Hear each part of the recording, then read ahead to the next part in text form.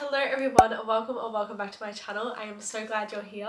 In today's video I'm going to be talking about all the books that I am hoping to read in summer/spring because we're going into the warmer weather in Australia, and I'm going to give you guys some book recommendations as well if you are also in the southern hemisphere and you're also going into the warmer seasons. I feel like these videos are always posted at the wrong time of the year for us because it's mainly like people from the US that are posting it, so I'm going to bring you guys some recommendations as well. I literally had one person in my comments on my latest video talking about how they wanted me to film one of these, and I was like, yep, you got it, I'm on top of that now. So literally ask and you shall receive. Like anything you want me to film, I will literally film it straight away. I have quite a few books to go through, so I'm going to start going through the books that I personally want to read during the warmer seasons. So that means I haven't read these books yet, but I feel like it could definitely still put some books on your radar as well. The first book that I want to read is Practice Makes Perfect by Sarah Adams. This is the second book in like a little standalone duology sort of series. It's like the series that you can kind of read like on their own, but I recommend reading them together. The first book that comes before this is When in Rome, which I'll talk about a little bit later because I literally loved that book, and I'm definitely very excited to get this book because I feel like the main female character in this is going to be so fun to read about. I really loved her character in When in Rome, so I'm very excited to see her story. But let's not ramble on too much, otherwise this video will literally go forever. The next book I want to read, I don't actually know if I'm going to get to this because I've literally been putting this off for like a few years now, but that is It Happened One Summer by Tessa Bailey. I don't know what it is about Tessa Bailey's books, but for some reason I'm so intimidated by them. I've never actually read any, and it could be because like the backs of her books are so long and like I don't want to read all of that because I feel like that's literally going to tell you the whole story. So maybe it's the fact that I literally have no idea what I'm getting into going into her books, but I feel like since it's been like 2 or 3 years now, it's definitely time for me to pick up this book.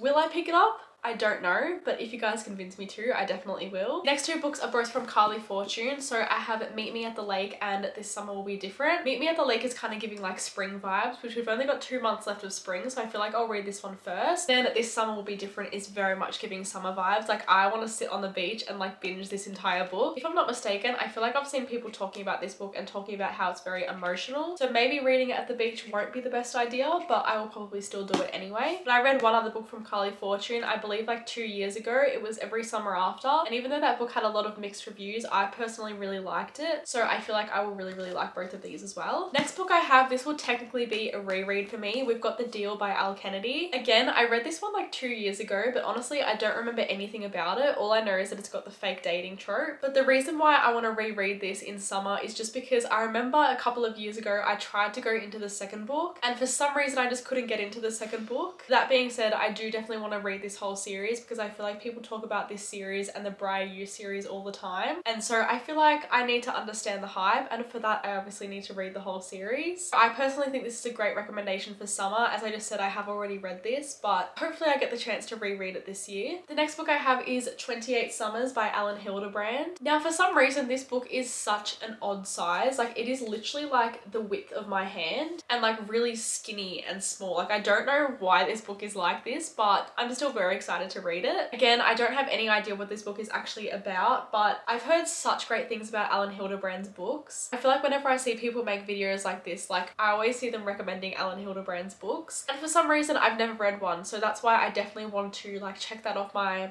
bucket list for this year. Like I definitely want to try out one of her books. I might just read this on my Kindle though, because honestly this feels like a grandma sort of book based on like this, I don't know, there's just something about this book that's giving grandma vibes, and that'll honestly put me off. Love Just In by Natalie Murray. This one was sent to me by a publisher a couple of months ago. I can't remember who the publisher was, but I was like, this looks like the type of book that I need to save for summer, and that's why I haven't read it yet. The front cover of this book is literally set like on the beach, so I feel like I need to read it on the beach. Like that would just make the most sense to me. Based on the back of the book, I believe this book is actually set in Sydney, which is really cool. Obviously I went to Sydney a couple of months ago, so I feel like it's cool to read a book like based in my country. I feel like we don't really get that much in Australia because most books are based in the US, but I'm actually going on a trip to the US next year and I'm so excited about it. We're going in like March to April, and I'm just like, I literally cannot wait.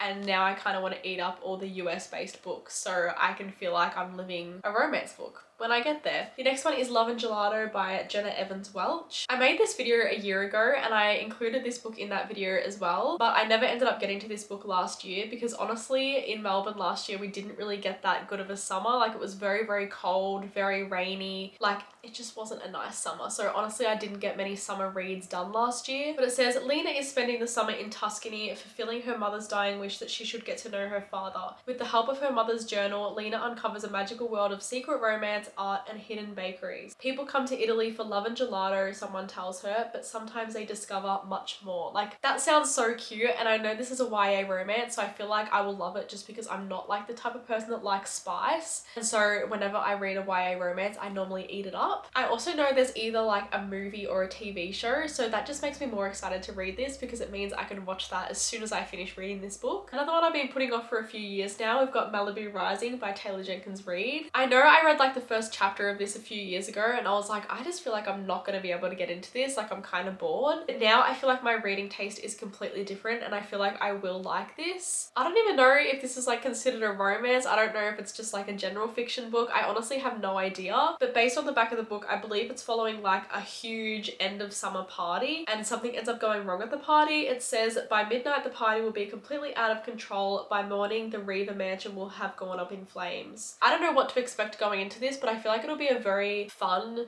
quick and easy read. As I just said, I know people have literally been talking about this book from like 3 or 4 years ago. Like I'm definitely very late to the train, but if you recommend it, definitely let me know and I'll definitely put it up high on my TBR so I actually get it read. The Right Move by Liz Tomford. This is the second book in the Windy City series that comes after Mile High, and I did really like Mile High, but honestly I feel like Mile High set up for a very, very good second book and I hear nothing but incredible things about this one. Probably because this one's based around Ryan Shea, and based on the first book I just know I'm gonna love him in this book and love his character. I've also never read an NBA romance before. I've never like really watched basketball or anything either. Again, we are actually going to a massive basketball game next year in the US, so I feel like I need to like kind of learn a little bit about it. Just for the Summer by Abby Jimenez. This is the book that comes after Part of Your World and Yours Truly, and I loved both of those books so much. This is technically a standalone, but people recommend reading those other two books first, and I'm kind of really glad I did because I feel like I got to understand Abby's writing a lot more, and I feel like if I hadn't have read those books I would have been sort of like bored and disconnected going into this one. This book came out a few months ago now, but I've been seeing nothing but incredible things spoken about this book. Honestly, it's made me like kind of nervous to read it because I hate when my expectations for books are like really, really high because most of the time it doesn't really get to that expectation, but hopefully it exceeds my expectations instead. I'm honestly very excited about this. There's literally the word summer in the title, so that tells me that I need to read it in summer. Last two books I want to read in the warmer seasons are both from Emily Henry. For some reason I just haven't picked these books up yet, and that is Book Lovers and People We Meet on Vacation. Obviously Emily Henry's books are very, very popular. I feel like I don't really need to explain them. I don't really need to explain her as an author, but I definitely need to get to these books because as I just said, I love the other books that I've read from her. Also,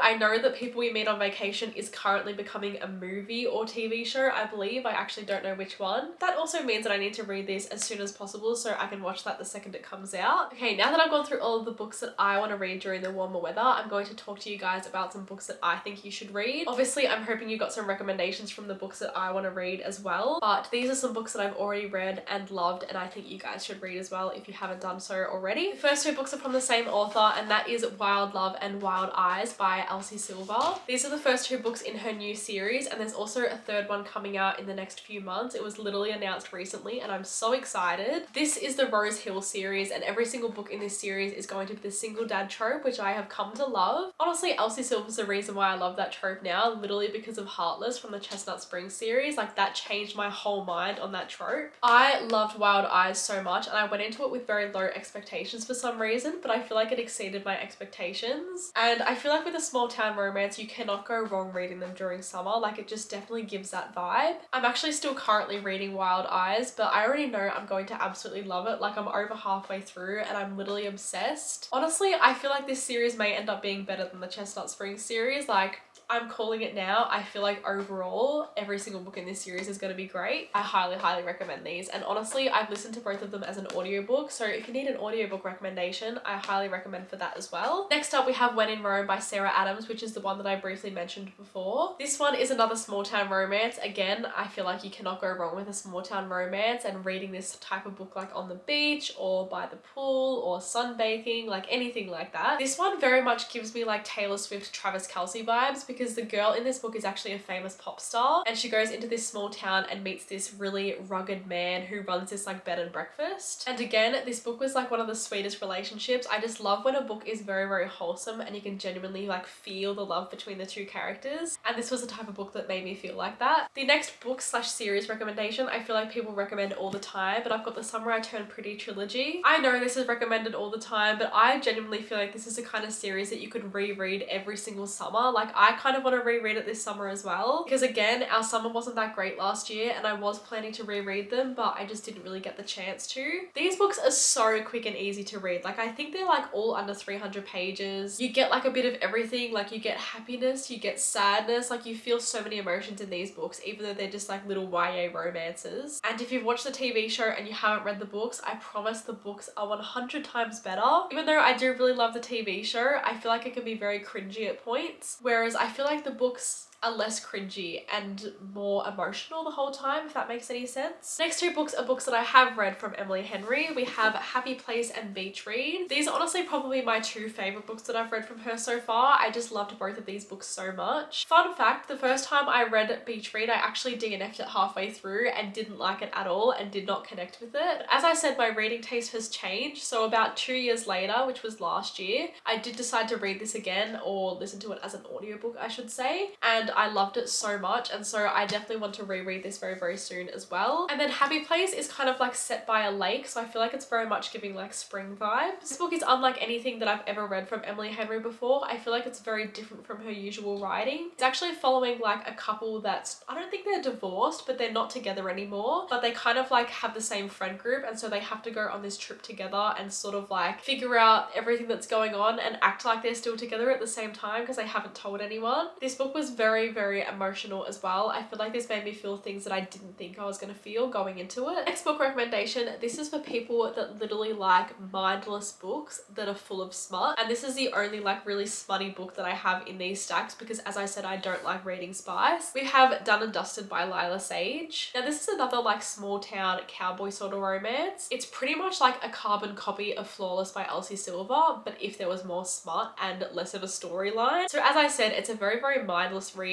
very, very quick to read as well. There is also a second book, Swift and Saddled, which comes after this one, which would also be a great recommendation, I guess, if you want to read that one. I have heard that the second book's a lot better, but I've just been putting it off because I didn't really like the smut in this one. I just wish there was more of a plot line. That's why I'm specifically saying if you like spice, you would definitely love this book. The 7-Year Slip by Ashley Poston. For some reason, this book's like kind of giving me like spring vibes. Like it's definitely not giving like read on the beach sort of vibes, but it's definitely giving me like warmer weather, sitting in the sun making vibes. I feel like I'm literally a broken record in this video, like I'm just repeating myself over and over again, but this is actually a time travel romance, and again, it's unlike anything I've ever read. Honestly, any book you pick up from Ashley Poston will be unlike anything you've ever read. Like her ideas are just so different, but they work so well and she writes them so beautifully. This one is following Clementine, and I believe she moves into her auntie's apartment after she passes away. Her auntie had always told her growing up that the apartment is magical, but she never believed it until one day she walks into the apartment and there is a man living there because he has time traveled, and that is where the romance is sparked up in the book. This was genuinely so sweet, and I highly recommend annotating it if you do love annotating books because there's a lot of quotes in here that you will want to remember. I have 2 more books to go. The next one is Wildfire by Hannah Grace. Technically you have to read this one after Icebreaker, but honestly you could read it as a standalone if you really wanted to. This one is following a summer camp, and it is following Russ and Aurora. I almost forgot their names. If you're like me and you love the movie The Parent Trap because they go to like a summer camp, this literally gave that vibe. It also had like golden retrievers in it as well, which I obviously ate up because I have a golden retriever and I loved that part about it. I just loved the relationship in this book so much. Like it was also like a forbidden romance in a way because in this summer camp there's like a no fraternization policy, but of course they don't abide by that rule because they had a one-night stand the night before they went to this camp and then they saw each other again. I'm sure you've all heard of it by now, but if you haven't read it, I highly recommend. Like I loved this. And the last book recommendation I have is The Summer of Broken Rules by K.L. Walther. I really, really loved this book. It is a YA romance as well. It's very, very quick and easy to read, which is one of my favorite things going into a romance book. It's actually following this like family vacation because they're going to this family wedding, and so there's 2 sides of the family, and each year they play this massive game of tag with like water guns, I believe, and Meredith ends up teaming up with this guy from the other side of the family, and I just think this was such a cute and sweet romance book. And there's also a second book that comes after it if you're interested in reading that as well. Anyway, that was all the recommendations and all the books that I want to read during summer. I really hope this helped you out and I hope you got some recommendations from this. I know some of these books can be very repetitive. I feel like there's only so many like summery romance books you can recommend, and I definitely need to broaden my horizons as well and pick up some books that I maybe haven't heard of before, because a lot of people do recommend a lot of these books and I'm sorry for that, but I do hope you got some recommendations from this. All of that being said, thank you so much for watching this video and I hope to see you in my next one.